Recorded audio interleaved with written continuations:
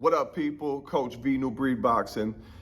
Nobody comes into combat sports and completely dominates every single person they face. It just doesn't happen, right? So check this out. In the past 15 years of me owning my own gym, throwing my own events, 20 years total coaching, and I'm talking boxing, MMA, wrestling, any combat sport, kickboxing, even in life, right? People come to me before they're put to the test and they sell me the most amazing story. Yo, I'm gonna be the best fighter you ever worked with. No one's gonna discourage me. I'll be the champion in the Golden Gloves or professionally in whatever weight class within a year, whatever. They tell me all this stuff, right? And I'm like, all right, cool. So let's dial it back. I just want one fight out of you, right? If I was to do the math on how many people, percentage-wise, make it to the point where they go from the floor to the ring to the big stage that actually compete and do well and have one fight and then come back and do it again, it's definitely less than 10%. And I laugh because I can tell right after the sparring session whether or not they're gonna come back. If somebody gets beat up in the ring, right, sparring, once we take the training wheels off and I put them in there with somebody that's not holding back, and this is gonna be the closest thing they get to a real sanctioned fight. And sometimes sparring is tougher than actual competition depending on who you're in there with.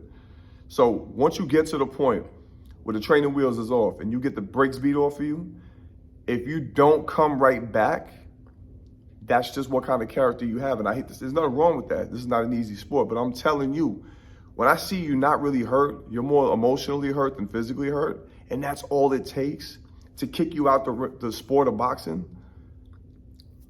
I'm just telling you, like, it only gets more challenging. I don't want to say, because you do get better as you move along and as the years pass. But the best thing about getting your ass kicked is that is a personal invitation for you to level up.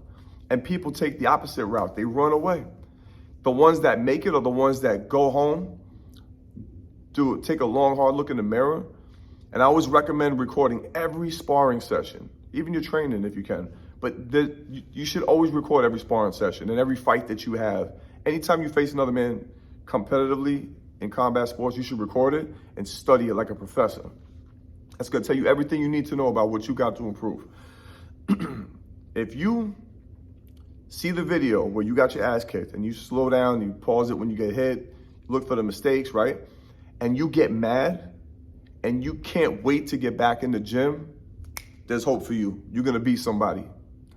If not, if that makes you feel depressed and you feel discouraged, you're not gonna make it because you're gonna face somebody that's gonna beat you down even harder next time and it's gonna be even more depressing.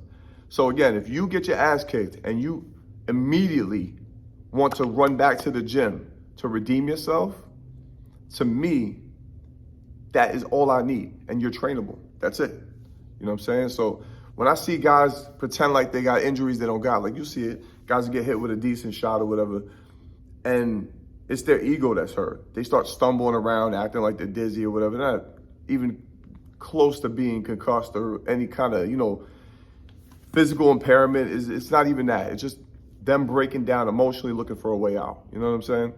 And that's what happens. So if you can make it through a competitive situation in the beginning level, I'm not talking to the experienced guys, I'm talking to the entry level guys, because this is where we lose 90% of our guys that just, they don't realize what they're getting themselves into. And again, I think they just overestimate their ability to adapt.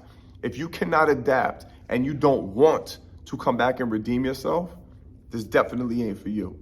So remember, the best part about getting your ass kicked is it shows you exactly who you are and what you're built for and where you need to make the adjustments so that you can level up to come back stronger. Because every time somebody kicks your ass, that's a new trick that you just learned that you can put on somebody else. Say it was like a specific move, like a counter punch or some move you never seen before and it was just discouraging to you.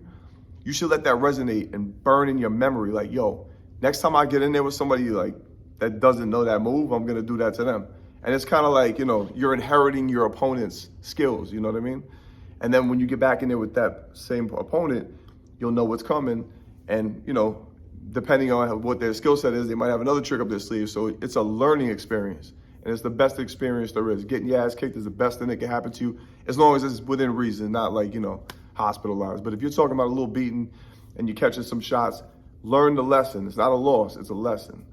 Take that, step your game up, dust yourself off, come back stronger, and you're gonna see yourself continue to thrive and do better and better and better. Anyway, I hope you found this informative. Like, subscribe, comment, share, hit that notification bell.